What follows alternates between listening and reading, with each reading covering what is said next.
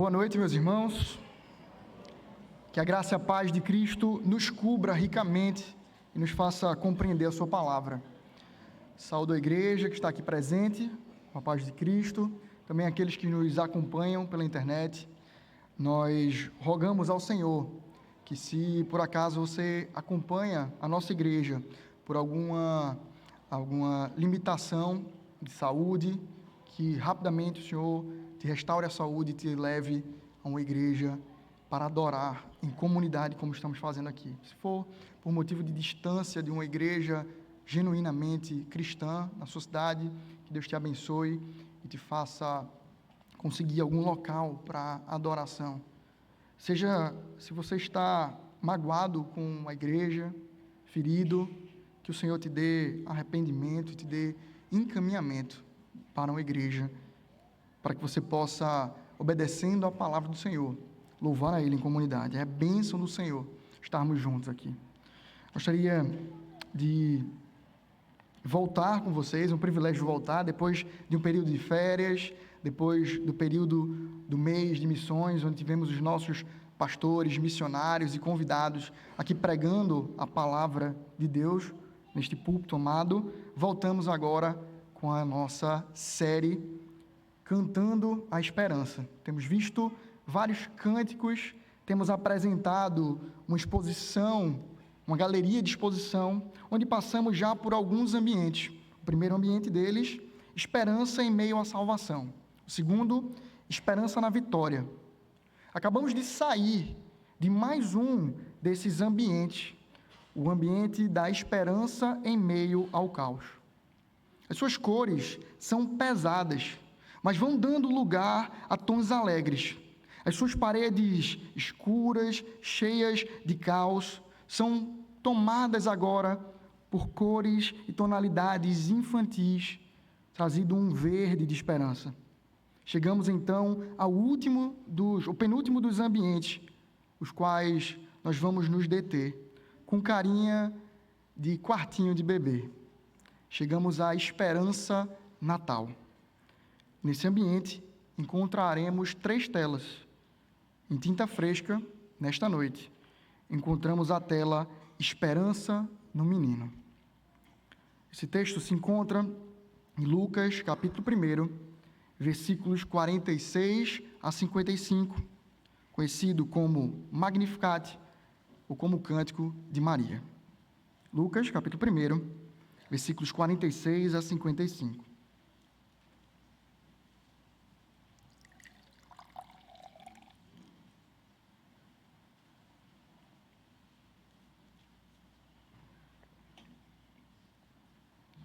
Lucas, capítulo 1, versículos 46 a 55, diz assim a palavra de Deus.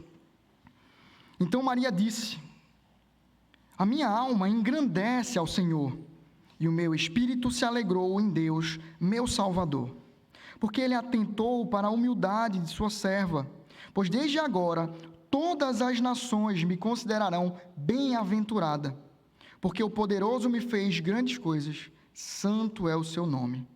A sua misericórdia vai de geração em geração sobre os que o temem. Agiu com seu braço valorosamente. Dispersou os que no coração alimentavam pensamentos soberbos. Derrubou dos seus tronos os poderosos, exaltou os humildes. Encheu de bens os famintos e despediu vazios os ricos. Amparou Israel, seu servo, a fim de lembrar-se da sua misericórdia, a favor de Abraão e de sua descendência para sempre, como havia prometido aos nossos pais. Vamos orar mais uma vez? Pai, a tua palavra está sendo tratada no meio do teu povo, no ajuntamento que o Senhor fez mediante o sangue deste menino aqui narrado. Te agradecemos, Pai, por termos o privilégio da adoração. Te pedimos agora que nos ensine mediante a tua palavra, que nos ensine mediante o exemplo de Cristo, que nos ensine a imitarmos a Cristo genuinamente, para a honra e glória do teu nome, para cumprirmos não o que queremos de nós, mas o que tu queres de nós, para que com a nossa vida louvemos ao nome do Senhor. Essa é a nossa oração, no nome dele, de Cristo, o menino deixado por ti para a nossa salvação. É nele que oramos. Amém. Recentemente, depois de uma semana intensa de trabalho no encontro de filhos missionários, volto para casa e recebo uma grande notícia que toma o meu coração. As nossas orações foram atendidas e assim o Senhor visitou a nossa casa, nos dando a contemplação de um filho. O Senhor nos fez permitir viver agora a gestação do nosso primeiro filho. Oramos muito por essa vinda e queríamos muito e há muito tempo passar por esse momento. E o Senhor nos visitou agora, então podemos contemplar a sua graça, cuidando de nós, nos dando daquilo que pedimos, do que oramos, e nos contemplando com graça. Junto a essa informação, vieram várias expectativas. As primeiras, talvez, fossem: será menino ou menina? Estará tudo certo na primeira morfológica? Como será criá-lo? Será que ele vai vir com a beleza da mãe? Será que ele vai vir com os gostos do pai? Alguns outros poderiam pensar: será que vai dar trabalho? Eu não coloco essa no meu crédito porque eu sei que dará. Será que ele me envergonhará como pastor da igreja? Enfim, várias expectativas acompanham o anúncio do menino. E é interessante perceber que, de forma semelhante, havia algumas expectativas em Maria diante da notícia da sua gravidez. Talvez a primeira expectativa que nós esperássemos que ela tivesse em relação à sua gravidez é que ela tivesse preocupação diante do que a sociedade traria como questionamento diante de si. O que diriam de mim, sendo ainda solteira, aparecendo grávida? O que farão comigo ao descobrir? Será que vão acreditar no que eu disser? Porém, o texto sagrado, ele não nos mostra nenhum tipo de reação assim. Vemos que ela nutre no seu coração expectativas não sobre a dificuldade de criar esse bebê, não sobre as demandas, mas as suas expectativas sobre essa criança descansam na misericórdia de Deus sendo operada na sua vida, tanto para ela quanto para o povo que ela fazia parte. Diante disso, gostaria de meditar nessa noite sobre esse texto com o seguinte tema: esperança no menino. Esperança no menino. Quais são as características ou as expectativas demonstradas por Maria neste cântico? A primeira delas se encontra do versículo 46 ao 49, quando nós percebemos que Maria contempla a sua salvação pessoal mediante o menino. Maria contempla a sua salvação pessoal mediante o menino. O texto nos diz: então Maria disse: a minha alma engrandece ao Senhor, e o meu espírito se alegrou em Deus, meu Salvador, porque Ele atentou para a humildade da sua serva. Pois, desde agora, todas as gerações me considerarão bem-aventurada, porque o poderoso me fez grandes coisas, santo é o seu nome. Como falei mais cedo, esse texto é conhecido por Magnificat. Isso vem do latim, da tradução da Septuaginta para a Vulgata, e fala exatamente sobre uma expressão inicial do texto, quando, traduzido para nós aqui, se diz engrandece. Magnificat. Essa é a expressão daquela mulher. Magnificar ao Senhor é a primeira expressão do seu louvor direcionado a Deus.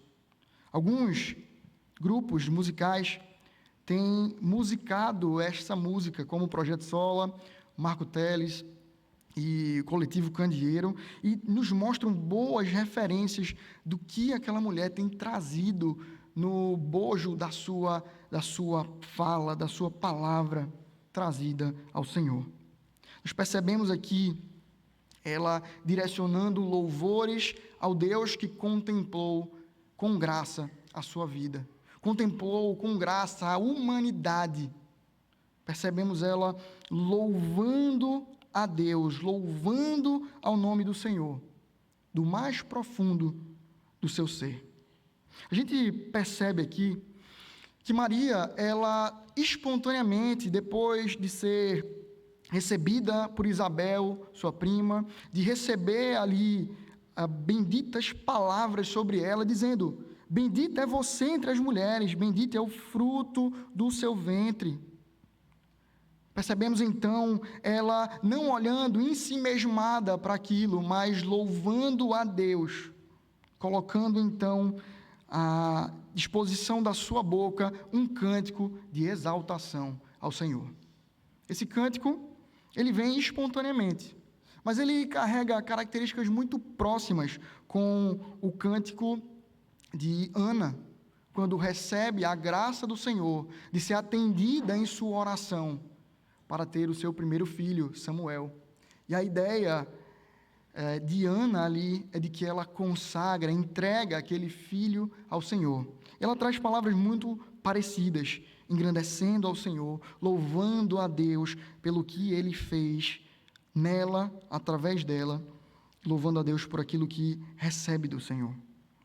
Percebemos aqui uma Maria que louva a Deus, que em seu lábio não está dissociado do louvor do Senhor, enquanto muito da tradição, pelo menos que nos chega ao nosso país, trate de forma diferente. Há uma expressão que Isabel traz referente a Maria, que ela é muito mal interpretada ao longo dos anos na nossa história. Essa expressão de você é mãe do Filho de Deus, ela é acolhida na nossa tradição como Maria, mãe de Deus, porém, ela é mal interpretada mais para frente. Quando a gente enxerga a palavra da Escritura Sagrada e também a nossa tradição inicial, o que nós enxergamos como exaltação, ou como quem é exaltado na expressão Maria, Mãe de Deus, não é essa Maria, mas é exatamente a Cristo, na sua personalidade, como Deus e homem. Quem está sendo louvado nessa expressão ao longo da história é Cristo, Deus e homem. Enxergamos então essa mulher percebendo de que nada que vem dela é digno de louvor, de honra. Não é ela que é magnífica diante dessas suas palavras, mas é o próprio Senhor que a visitou. A sua declaração, então, de louvor, traz algumas expressões interessantes. Não sendo um louvor pessoal, ela entende que aquele que visita a sua vida, a sua casa, que até em meio pode trazer adversidade no meio dessa visitação e dessa bênção, mas é o próprio Senhor, Salvador do mundo e Salvador dela. Ela se entende como alguém que necessita de salvação. Hoje pela manhã, nós estudamos nos Provérbios alguns tipos de paralelismos que encontramos na Escritura Sagrada, em alguns textos de poesia. E nós encontramos aqui um paralelismo, chamado de paralelismo sintético, onde uma ideia, ela complementa a outra ideia que vem subsequentemente. E percebemos aqui a Maria utilizando desse tipo de rima de ideias do seu povo para nos trazer algo curioso e interessante. Ela diz aqui que a alma dela engrandece ao Senhor. Ela coloca aqui que o centro, o mais íntimo do seu ser, do mais profundo do seu ser, ela vem a engrandecer ao Senhor, a adorar a esse Deus. Subsequentemente, ela utiliza o termo o meu espírito, sendo um sinônimo para aquilo que ela está expressando na minha alma. E ela coloca que a consequência se alegra em Deus. O que nós conseguimos extrair daqui é de que, na realidade, aquele que adora ou engrandece ao Senhor é aquele que tem a sua alegria descansada em Cristo. É exatamente isso que o pastor João Paulo Tomás de Aquino comenta sobre esse texto, quando ele diz que nesse paralelismo, Maria está afirmando que engrandecer ao Senhor é a mesma coisa de que se alegrar no Senhor. Quando colocamos as nossas alegrias, ou a nossa alegria em Deus, quando Ele é a razão da nossa felicidade, aí sim aprendemos a adorar e a exaltar o nome de Deus. Essa é a expressão dessa filha do Senhor, ao colocar-se engrandecendo, adorando ao Senhor, percebendo a sua graça e o seu favor, direcionado à sua vida, ela louva a Deus e coloca nele toda a expectativa, toda a alegria de sua vida, descansa no Salvador. E a gente vai ver mais para frente, que não simplesmente no Filho, mas no Salvador do mundo, não simplesmente no Filho do seu ventre, mas no Filho de Deus, o qual ela teve o privilégio, como dito nas suas palavras, de carregá-lo. Os nossos símbolos de fé, eles vão nos direcionar a entendermos que nós devemos ser felizes no Senhor, enquanto glorificamos a Ele, ou seja, encaixa-se exatamente com a expressão daquilo que Maria tem trazido no seu cântico. Ainda mais, John Piper, ele vai afirmar que Deus, ele é muito mais, ou ele é mais glorificado em mim, quando eu estou mais satisfeito nele. Deus é mais glorificado em mim, quando eu estou mais satisfeito nele. Quando eu estou satisfeito no Senhor, quando eu entendo que Ele é o que me basta, Ele é o meu tesouro, a minha porção, aí sim, o meu coração se enche da verdadeira alegria. E podemos dizer, como o pastor Léo nos trouxe aqui, pregando sobre o Sermão do Monte, somos bem-aventurados, porque esperamos no Senhor.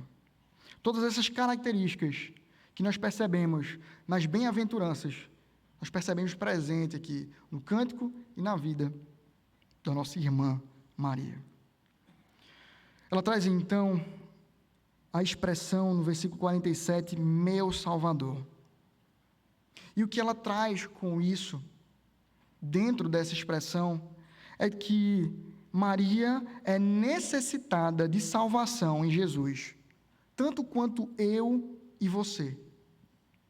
Esta mulher, ela é dependente da graça e de salvação, tanto quanto eu e você precisamos. Romanos vai nos dizer, no versículo 23 do capítulo 3, que todos pecaram e carecem da glória de Deus. Não há um homem na terra que não venha a ter pecado. Davi vai dizer que em pecado me concebeu a minha mãe. E repito, não porque vem de uma relação pecaminosa, mas porque ele recebe como doença hereditária dos seus pais o pecado na sua vida. Pedro, diante das autoridades do Sinédrio, falando sobre não poder calar-se para falar daquilo que ele viu e ouviu, ele diz: e não há salvação em nenhum outro, porque debaixo do céu não existe nenhum outro nome, dentre os homens, e aqui homens no sentido de humanidade, antropos, e não de homem ou mulher, pelo qual importa que sejamos salvos. Também Paulo diz a Timóteo, ensinando ao jovem pastor, porque há um só Deus e um só mediador entre Deus e a humanidade, Cristo Jesus, homem. Há um só mediador, Cristo Jesus. Por isso, não há necessidade de um mediador para um mediador.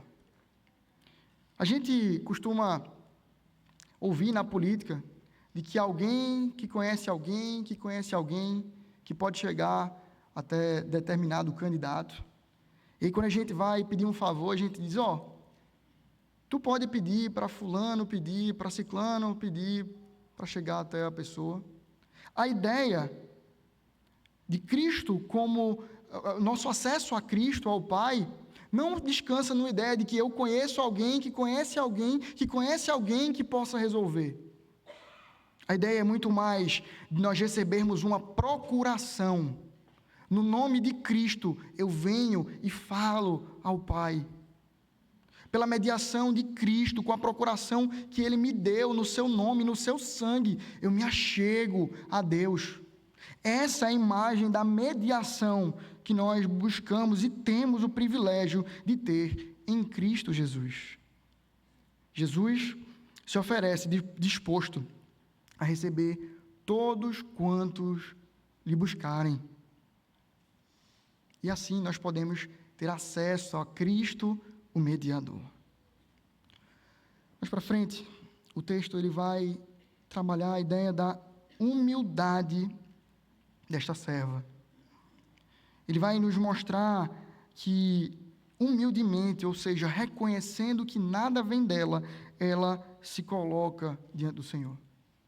Essa expressão casa intimamente com a próxima expressão que vem dizendo que mais para frente, ou as gerações futuras me considerarão bem-aventuradas, porque o poderoso me fez grandes coisas. Santo é o seu nome. A causa dela ser bem-aventurada está descansada em que Cristo a salvou. Aquele que viria do seu ventre seria o Salvador do mundo, e o seu Salvador pessoal. Ela cria na promessa que vinha de Abraão, que viria um filho, da sua descendência viria um filho que salvaria ao mundo. Antes disso, nós percebemos uma salvação prometida a Eva, outra mãe, quando ele diz que virá Salvador mediante essa mulher. Aqui a gente precisa fazer um comentário necessário de que há uma diferença grande entre a redenção de Maria no seu filho e a redenção das nossas famílias através dos filhos. Maria está carregando o Salvador do mundo, o Salvador pessoal. Aquele que não teve pecado, que morreu por nós. Nós não temos esse privilégio de carregarmos nos nossos braços o Filho de Deus. Os nossos filhos não farão de nós pessoas melhores. Os nossos filhos não atuarão em redenção na nossa vida. Não é pela vinda deles que nos alegra o coração que nós seremos redimidos. Não é a família que nos redimirá. Não é o casamento que nos redimirá, mas é Cristo em nossa vida, no nosso casamento, nos nossos filhos. Ele é autor e consumação de nossa redenção. O que percebemos aqui, nas palavras de Maria, é que ela percebe um Salvador pessoal, disposto a ela. E o que é interessante diante desse púlpito é enxergar que aquele que foi um redentor pessoal, um salvador pessoal na vida de Maria naquele momento, se dispõe a hoje estar aqui para salvar vidas no seu nome, pela sua encarnação, morte e ressurreição. A disponibilidade de Cristo em ser salvador pessoal de cada um daqueles que ouvem a sua palavra. Ao ouvir a sua voz, não feche o seu coração. Essa salvação do direito, ela é personalíssima. Ela tem o seu caráter personalíssimo. Ela é individual. É de Cristo operando no nosso coração, para conosco. Por isso, a ouvir a palavra do Senhor, receba Cristo no seu coração. Veja Ele transformar a sua vida. Tenha intimidade com esse Deus. Essa salvação, ela é oferecida pura e simplesmente, única e exclusivamente, por intermédio de Cristo Jesus. Por isso, creia no Senhor Jesus Cristo. Tenha a sua alegria depositada no Senhor. João vai nos dizer de um privilégio que esse mundo experimentou. O Verbo se fez carne e habitou entre nós. A esperança encarnou. E é o que vemos aqui, Maria louvar ao Senhor pelo seu filho que estava no ventre, que viria. Nós temos estudado sobre a esperança no menino. Vimos, em primeiro lugar, que Maria contempla uma salvação pessoal mediante o menino. Em segundo e último lugar, nós veremos que Maria contempla a salvação do seu povo mediante o menino. Os versículos 50 a 55 vão nos mostrar essa ideia cristalina no coração de Maria. Nos diz a palavra de Deus: a sua misericórdia vai de geração em geração sobre os que o temem. Agiu com seu braço valorosamente. Dispersou os que no coração alimentavam pensamentos soberbos. Derrubou dos seus tronos os poderosos e exaltou os humildes. Encheu de bens os famintos e despediu vazios os ricos. Amparou Israel, seu servo, a fim de lembrar-se da sua misericórdia a favor de Abraão e de sua descendência para sempre, como havia prometido aos nossos pais. Percebemos aqui o apontamento desta mulher, observando que de geração em geração o Senhor atua com sua misericórdia. A sua misericórdia vai de geração em geração. De onde é que aquela mulher tirou isso? Não foi de particular elucidação, não foi da sua própria cabeça, mas observando a lei do Senhor, nós vemos que essa afirmação descansa exatamente na sua lei, quando em Êxodo 20, versículo 5 e 6 nos dirá: não adore essas coisas, nem preste culto a elas, porque eu, o Senhor, seu Deus, sou Deus zeloso, que visito a iniquidade dos pais nos filhos, até a terceira geração daqueles que me odeiam. Mas faço misericórdia até 1000 gerações daqueles que me amam e guardam os meus mandamentos. O Senhor apresenta essa misericórdia de geração em geração. O Senhor deixa cristalino que Ele é misericordioso. E aqui não há como fazer uma divisão e dizer que Ele é mais misericordioso que justo, não existe isso. Mas perceba que Ele se propõe a abençoar ricamente. Enquanto a iniquidade, Ele diz que visita a terceira ou quarta geração, na sua misericórdia Ele visita até 1000 gerações. O que Ele está dizendo é: eu estou disposto a ser benevolente com vocês. Essa benevolência, ela descansa em Cristo ter encarnado como um menino e viver sua vida aqui em conformidade com a lei do Senhor e nos dando do seu sacrifício e ressurreição vida. É interessante perceber também que um dos erros que nós percebemos grandemente no nosso meio é exatamente o de colocar imagens diante de Deus. E uma dessas imagens muito fortes são imagens de Maria. E onde ela depositou a sua esperança e trouxe ali afirmações para o seu cântico, é exatamente o terceiro mandamento, que fala sobre não fazer imagem de escultura. Maria conhecia esta doutrina, ela conhecia a lei do Senhor, e descansa nisso a sua afirmação. de que não há nenhuma imagem, não há no céu, na terra, em nenhum animal, em nenhum ser, em nenhum homem, alguém que possa descansar a imagem de Cristo, a imagem de Deus. Porém, em Hebreus vai nos mostrar que, tendo Deus outrora se revelado pelos profetas, Ele vem e se revela pela sua palavra em Cristo Jesus. Em outro momento, a Escritura vai dizer que Cristo é a expressão exata do ser de Deus. Por isso, nós não podemos, na nossa adoração, colocar outra coisa diante dos nossos olhos e sermos ludibriados por isso. Se a gente for olhar para a história do povo de Deus, enquanto eles fazem o bezerro de ouro, as afirmações dele para aquele bezerro são: este é o Deus que me tirou da terra do Egito. Ele pega os feitos do Senhor e coloca numa imagem que não é a do Senhor. E ali, eles aborrecem ao Senhor. Nós somos chamados a uma adoração genuína em Cristo, que nenhuma outra imagem, personagem, pode assumir ou arrogar para si. E a partir de então, essa mesma Maria, que conhece, por mais na sua simplicidade, conhece a palavra do Senhor, isso deve ser até um estímulo para as famílias, das mais simples que sejam.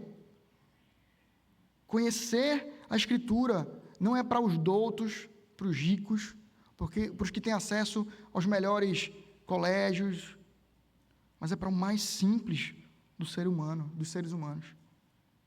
E aí, diante disso, ela vai observar os feitos do Senhor na vida desse povo, e vai dizer, em primeiro lugar, que ele agiu com o braço valorosamente. Essa referência, ela pega no Salmo 98, versículo 1, onde ela percebe a justiça de Deus agindo. O primeiro dos sermões dessa série nos mostra o cântico de Moisés, diante da graça do Senhor, ao abrir um mar, fazer o povo passar a pé enxuto, e depois tragar os seus inimigos. Vemos o Senhor agir com o seu braço, salvando o seu povo. Isso ela está contemplando enquanto contempla o menino. Em segundo lugar, percebemos aqui que ela rejeita os soberbos. Ela fala sobre o Senhor rejeitando os soberbos e exaltando os humildes. Quantas e quantas vezes nós não percebemos essa expressão nos Salmos, na história do povo de Deus, o Senhor rejeitando o soberbo, mas exaltando aquele que tem humildade. Depois ela vai dizer que o Senhor encheu de bens os famintos. A ideia de que Deus chegou com provisão e sustento. E nós percebemos isso também em Êxodo, quando vemos o Senhor trazer dos céus o maná e alimentar aquele povo. Como foi citado pela manhã pelo pastor Lutero, Cristo multiplicou pães e peixes e deu aos seus discípulos, aqueles que o seguiam. Ele é o Deus que traz o sustento.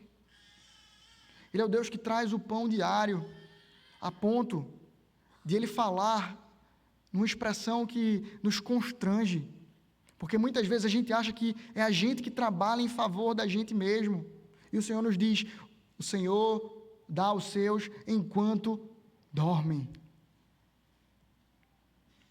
O Deus de graça tem enchido de bens os famintos, tem saciado as dores, as necessidades de cada um daquele que descansa no seu amor. Por fim, ela vai dizer que amparou a Israel e cumpriu a promessa a Abraão mediante Jesus. Na promessa a Abraão, Deus diz: sai da tua terra, da tua parentela, e vai para a terra que eu te mostrarei. Ali te farei uma grande nação. Sê tu uma bênção. Deus falou que abençoaria todas as nações mediante a presença da família de Abraão. Essa família não é simplesmente a de sangue, mas a família da fé, da qual cada um de nós aqui é posto para dentro desse sistema e deste corpo, mediante o amor de Cristo, o sacrifício de Cristo, porque Ele encarnou, e que nós temos acesso a isto. Porém, como citamos mais cedo e renovamos aqui a citação, Ele cumpriu a promessa a outra mãe, a Eva, quando Ele prometeu que viria um filho que pisaria a cabeça da serpente. Cristo, então, é este filho de Eva, que vem pisar a cabeça da serpente e trazer redenção, salvação e esperança para todo o povo que confia nele. Além dessa promessa à mãe, Eva, ele cumpre uma profecia, a de Isaías 9, quando diz: "O menino nos nasceu, como um filho se nos deu." Percebemos então o Senhor cumprindo com a sua graça e amor, com a sua providência, a sua palavra, mediante este menino que estava no ventre de Maria.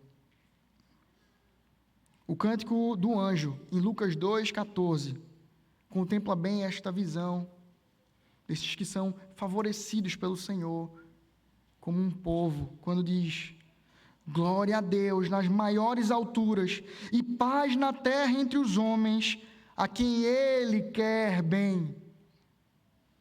O Senhor nos quis tão bem que enviou o seu Filho para salvar a cada um de nós, a todo aquele que nele crê. Essa expressão é clara em Cristo Jesus.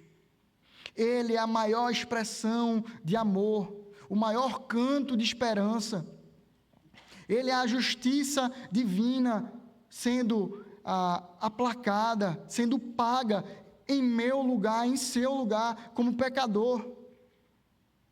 Cristo é a verdadeira esperança. O menino, Jesus, é a esperança de todo aquele que nele crê.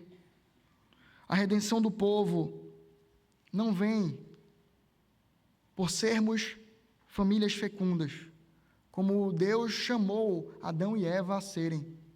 Multipliquem-se. Mas está em sermos recebidos em Cristo, anulados no menino que toma a cruz em meu lugar e no seu lugar. E diante disso, nos faz anunciantes da sua graça, anunciantes do menino que veio ao mundo. O nosso papel, então, como igreja, é imitarmos a Jesus, é ensinarmos a Cristo para os nossos filhos, quer sejam de sangue, quer sejam na fé, a fim de que eles sejam imitadores de Cristo e assim possam abençoar a terra mediante Cristo habitar em cada um de nós. Mais cedo, conversando na aula de escola dominical com a juventude, nós citamos que tem um texto na Escritura que diz que as portas do inferno não prevalecerão sobre a igreja. E a gente talvez entenda bem estranho esse texto. Parece que sai uma porta correndo atrás de nós e a gente consegue correr mais rápido que ela. A ideia do texto não é essa. A porta é um local fixo, um instrumento fixo. A ideia é de que, enquanto o Senhor vai trazendo os seus imitadores, fazendo estes anunciadores da sua palavra, as portas do inferno não sustentarão estes saqueando o inferno e trazendo salvos os eleitos do Senhor. O Senhor, mediante a sua palavra, anuncia essa graça, restaura vidas como a minha e a sua, e nos traz a proximidade de Cristo. Por isso, nós devemos viver para Ele. Diante de verdades tão impactantes da Escritura Sagrada, gostaria de trazer algumas aplicações aos nossos corações. e eu dividirei essas aplicações por grupos de pessoas. O primeiro, invertendo um pouco a ordem que o Senhor nos deixou, eu gostaria de trazer uma aplicação às mães. Queridas, vocês não terão o privilégio mais de carregar no ventre de vocês ao Filho de Deus. Este foi único e exclusivamente deixado para Maria. Mas isso não nos tira de termos um grande privilégio.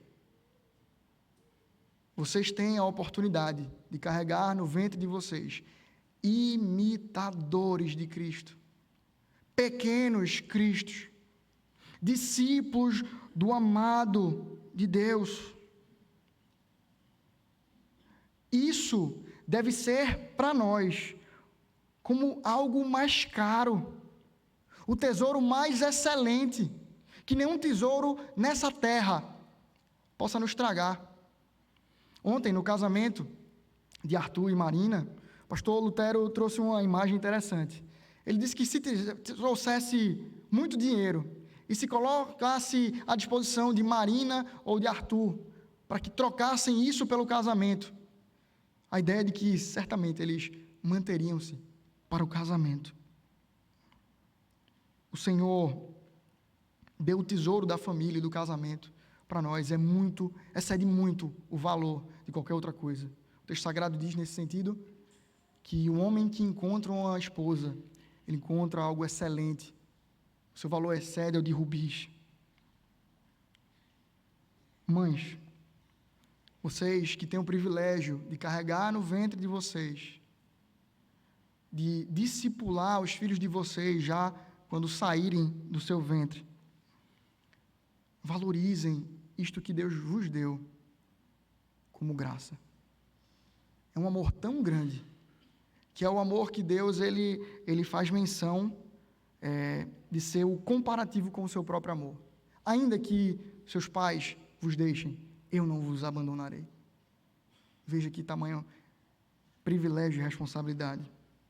A ideia então é: esmerem-se em educar os filhos de vocês aos pés de Cristo, ensinando-os de Cristo, sendo exemplo para eles de seguidoras de Cristo, sem que nada sobreponha esse propósito.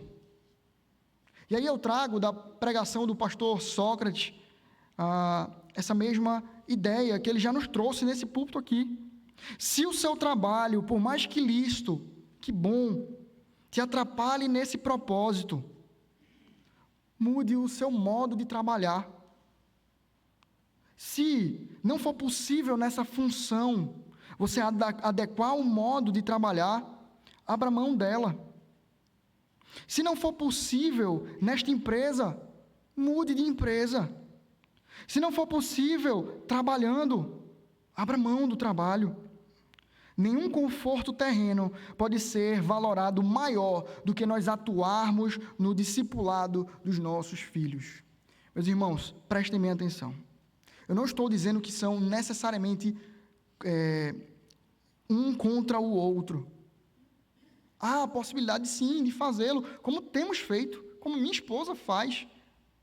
Porém, a ideia de que há uma missão maior precisa estar incrustada em nosso coração e nossa mente, para que a gente possa entender, quando houver necessidade de um ajuste, quem é que vai ficar com menos tempo?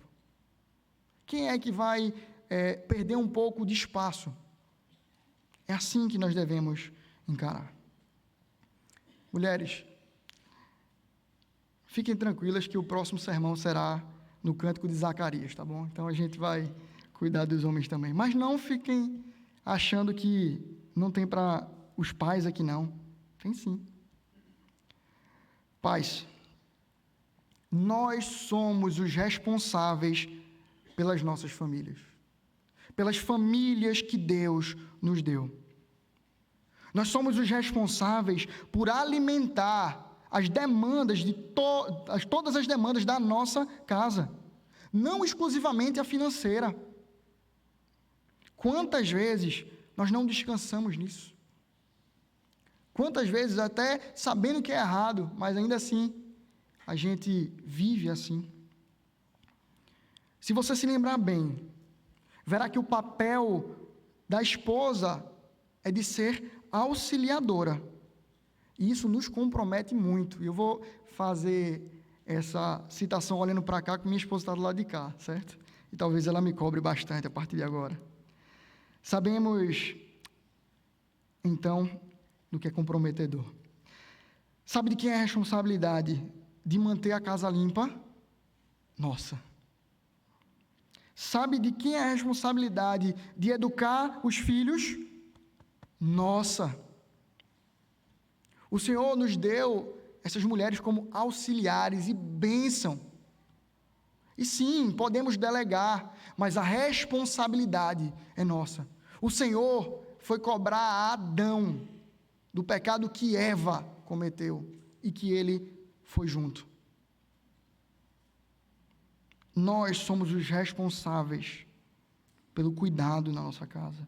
O Senhor nos deu auxiliares, pois conhecia que nós não conseguiríamos, teríamos incapacidade.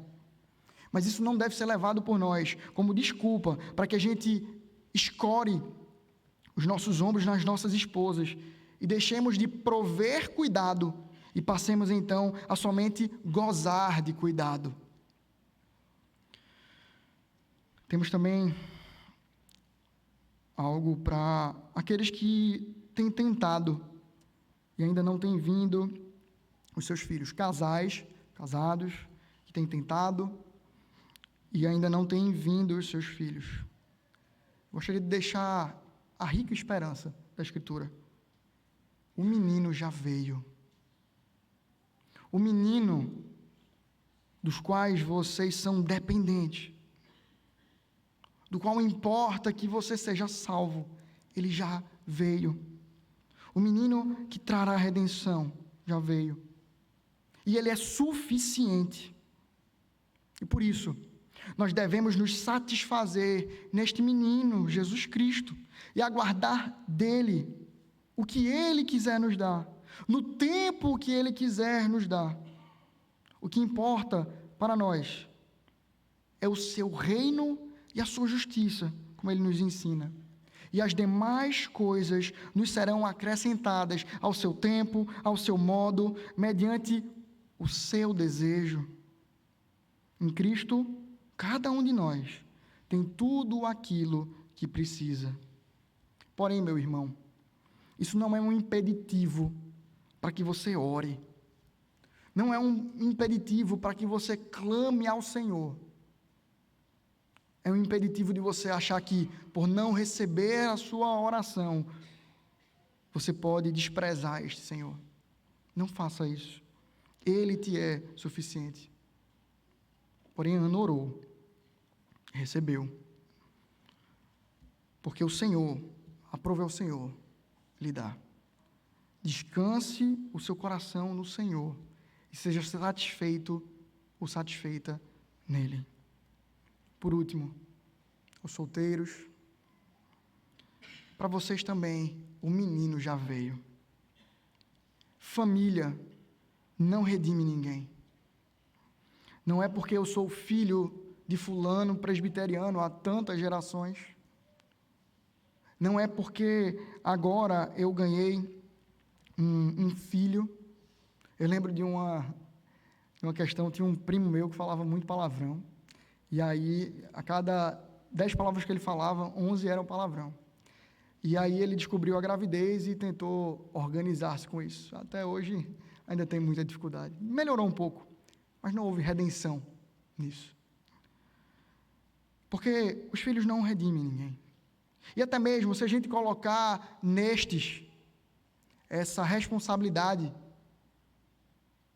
se o Senhor nos tirá-los, onde estará o nosso coração? O Senhor é o menino necessário. E ele já veio, já cumpriu o seu propósito. E nós o temos. Não ele em nossos braços, mas nós em seus braços. Um menino enviado por Deus deve ser para nós suficiente. E aí eu digo novamente, isso não é um convite a que não busquem o casamento, não se santifiquem, muito pelo contrário, mas saibam que aquilo que vocês não têm, vocês não precisam. De fato, a chegada de uma criança nos cobre de esperança, de expectativas, de sonhos. Porém, a criança enviada por Deus, prometida desde antes da fundação do mundo, é nela que devemos depositar toda a nossa vida e esperança. Em Jesus Cristo, nós temos verdadeira esperança. Vamos orar? Pai querido, Deus de amor e misericórdia, obrigado, Senhor, pela Tua rica palavra que nos anuncia a Cristo, autor e consumador da nossa salvação, da nossa redenção. Em nome de Cristo Jesus, é que te pedimos, Senhor, nos faz satisfeitos em Cristo. Nos dá que a nossa esperança, expectativa, seja depositada em Jesus e que isso nos faça não autossuficientes, mas dependentes daquele que de fato supre todas as nossas necessidades, Cristo Jesus, nosso Redentor. Para a honra e glória do Teu nome, para que o Teu reino avance, para que o Teu nome seja exaltado entre todas as nações. Que a nossa vida seja experimentada para Ti. Que os nossos casamentos, que os nossos filhos, que os filhos dos nossos filhos Te louvem, porque aprove ao Senhor nos criar, nos redimir, nos salvar e nos fazer adoradores Teus. Nos auxilia nisso, com o menino, com Cristo. Amém.